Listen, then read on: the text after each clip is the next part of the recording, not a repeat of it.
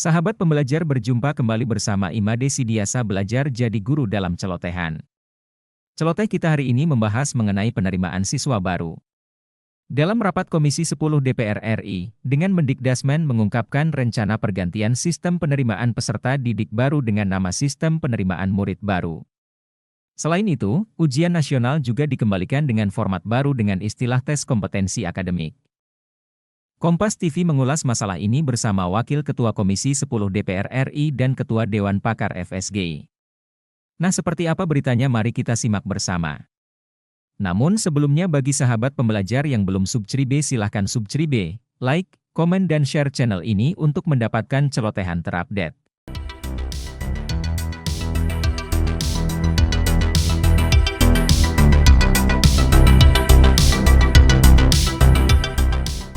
Saudara, apakah skema baru penerimaan murid di tahun 2025 bisa meminimalisir masalah sistem yang berlaku saat ini yakni PPDB? Selengkapnya kita akan ulas malam hari ini bersama Wakil Ketua Komisi 10 DPR, lalu Hadrian Irvani, dan ada juga Ketua Dewan Pakar FSGI, Retno Listiarti. Malam, Bu Retno, Pak Lalu. Selamat malam. Pak Lalu, jadi berdasarkan hasil rapat terakhir nih bersama Pak Muti Mendikdasmen, jadi ini benar diganti skema penerimaan murid baru atau SPMB ini mulai tahun ini 2025? Ya, terima kasih Mbak Audrey. Jadi sebenarnya ini sama aja ya, cuman ganti nama. Kalau kemarin namanya itu kan PPDB. Nah, sekarang berubah menjadi SPMB. Nah, itu jadi kalau kemarin penerimaan peserta didik baru, sekarang berubah menjadi Sistem Penerimaan Murid Baru (SPMB). Tetapi sekali lagi bahwa ini belum diumumkan resmi oleh pemerintah melalui Mendikdasmen. Informasi terakhir kami dapatkan bahwa keputusan tentang berubah namanya PPDB menjadi SPMB ini akan diumumkan sekembali Pak Presiden Prabowo dari kunjungan ke luar negeri, Mbak Audrey. Berarti artinya kalau cuma mengubah nama, jangan lupa subscribe, like, komen, dan share. Tidak menyelesaikan permasalahan yang ada dong pada saat di sistem PPDB, Pak Lalu. Ya tentunya berubah nama, kemudian ada hal-hal yang juga berubah di dalam SPMB itu. Contoh misalnya, ketika PPDB kemarin ada 4 jalur penerimaan siswa baru kita. Yang pertama jalur afirmasi, jalur prestasi, jalur mutasi, kemudian jalur zonasi. Nah, di SPMB ini 4 jalur juga, prestasi, kemudian jalur mutasi, jalur afirmasi, dan yang terakhir adalah jalur domisili, Mbak Audrey. Jadi domisili inilah yang mengganti yang namanya jalur zonasi kemarin. Itu bedanya apa Pak Lalu? Sebelum saya ke Bu Retno nih. Kalau jalur zonasi kemarin, persentase untuk yang diterima itu rata-rata 50% ke atas.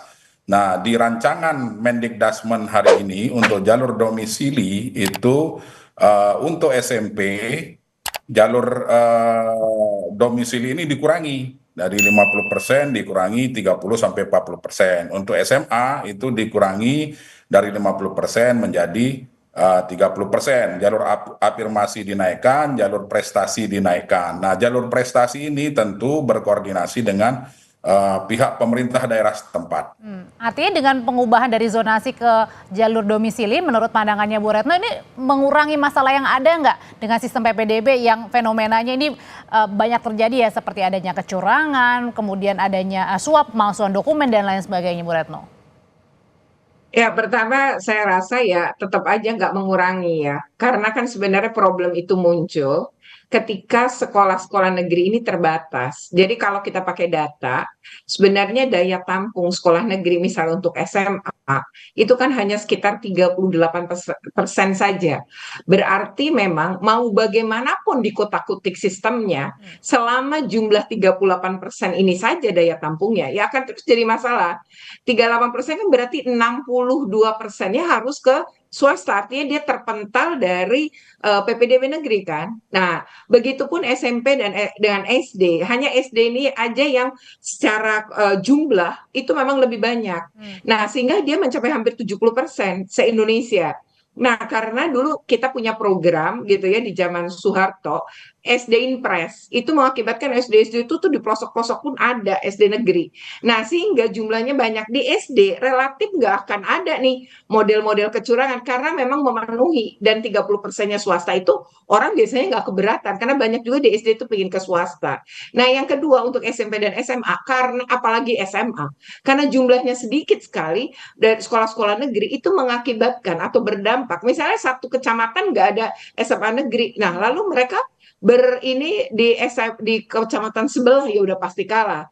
Nah, saya lihat domisili ini kalau saya membaca ya dan juga mendengarkan pernyataan-pernyataan wawancara baik radio maupun televisi, artinya yang video langsung. Itu kan yang dihilangkan justru dasar kependudukannya. Bagi saya ini juga jadi masalah kalau kependudukan itu tidak dijadikan dasar. Ini Kenapa? maksudnya Karena yang tidak satu, berdasarkan kakak ya, kartu keluarga, Bu Retno di sini. jadi iya, dengan kependudukan kan tidak pakai kakak. Dampaknya apa? Sekarang Jakarta, Mbak. Jakarta itu kalau tidak menggunakan kakak juga agak repot karena Jakarta itu kan banyak gedung-gedung atau rumah tinggal tuh kayak rusun, apartemen. Kalau dia misalnya pakai sekolah negerinya paling dekat dengan apartemen atau dengan rusun itu berarti udah habis sama anak rusun dan anak apartemen, Oke. kan? Karena kan tadi kalau secara jarak gitu kan mau pakai jarak. Maka secara jarak misalnya dia berada di depan apartemen atau di depan rusun, ya otomatis semua isi rusun itu dan berarti sekitar rusun gak akan dapat. Kalau ngitungnya seperti itu gitu. Jadi kenapa kemudian Jakarta misalnya berbasis RT RW. Jadi dia karena tidak mungkin kalau menggunakan jarak. Ya itu dampaknya karena kita ada yang gedung-gedung tinggi kan. Maksudnya rumah-rumah yang ke Oke. atas gitu. Heeh. Berbeda untuk Jakarta. Lalu yang kedua ya, sekarang kalau tidak menggunakan itu, ini soal SPM loh, standar pemenuhan ini minimum yang harus dilakukan oleh negara. Kita harus mengutamain warganya sendiri. Jadi kalau SPM itu hitungannya adalah kan salah satu pendidikan dan kesehatan. Itu harus mengutamakan warganya dia. Sekarang kalau tidak Oke. digunakan data kependudukan, loh berarti dari Oke. mana-mana bisa dong walaupun dia bukan warga Jakarta, Kalau gitu tapi Bu dia Retno, tinggal di Jakarta gimana? ah, Gitu. Itu jadi penduduk Jakartanya nanti yang nggak dapat. Misalnya kalau kita bicara Jakarta ya Mbak. dan balik lagi tadi permasalahannya sebenarnya kalau mengubah apa namanya tadi nama kemudian sistemnya itu ternyata tidak mengurangi masalahnya Pak Lalu karena tadi kata Bu Retno bilang sekolah negerinya ini nggak nambah-nambah kok sama-sama aja. Ya memang itu yang menjadi pemikiran kita bersama hari ini ya, terutama untuk tingkatan SMP dan SMA. Tapi kalau di SMP ya di beberapa daerah sudah mulai agak merata. Nah SMA ini menjadi PR kita ke depan. Tetapi pada prinsipnya langkah yang diambil oleh Kemendikbudristek hari ini merupakan hasil kajian, hasil analisa dari kekurangan-kekurangan dari sistem PPDB yang sudah diberlakukan sebelumnya.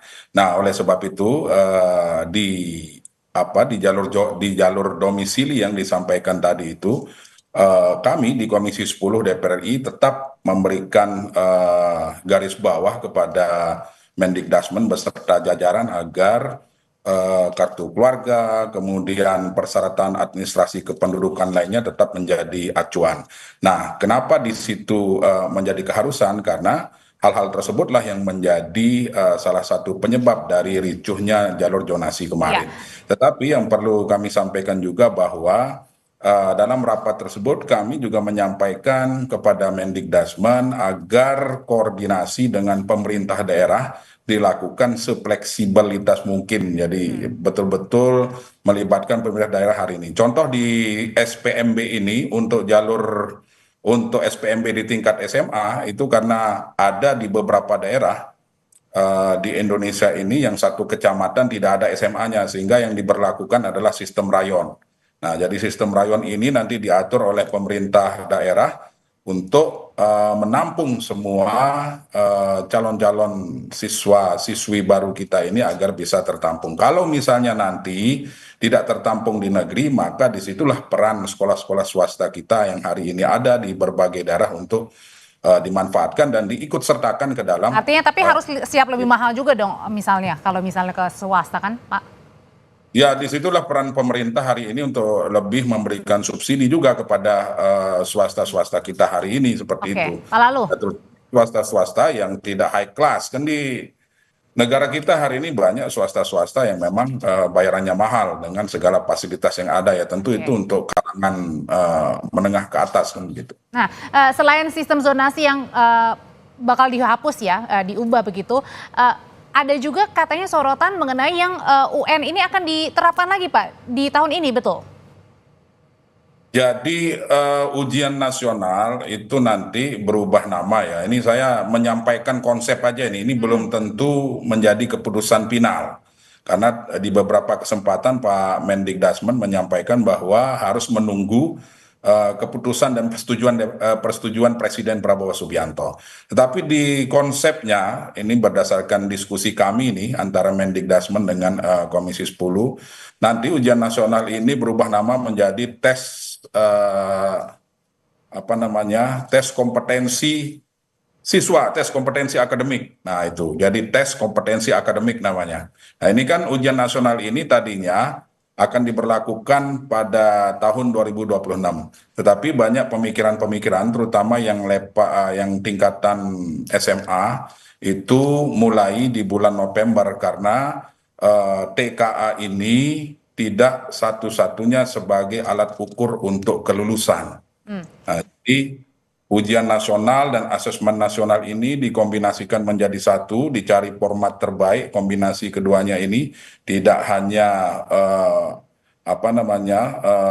mata pelajaran tertentu saja yang akan diujikan di ujian nasional atau yang berganti nama menjadi TKA ini, tetapi pendidikan karakter, mental dan sebagainya masuk ke dalam parameter-parameter yang akan menjadi standar kelulusan bagi siswa-siswa kita di tingkat akhir seperti itu Mbak. Oke, Bu Retno, sebenarnya kalau dilihat kan banyak mungkin yang beranggapan kalau setiap ganti menteri atau ganti pemerintahan pasti akan ada yang baru lagi, meskipun tadi utak-atiknya ya berbeda-beda dikit lah ya, pengubahan nama, kemudian ada jalurnya. Nah ini sebenarnya balik lagi nih, menyelesaikan masalah yang ada atau sebenarnya hanya mengganti biar refreshment aja, penyegaran aja gitu?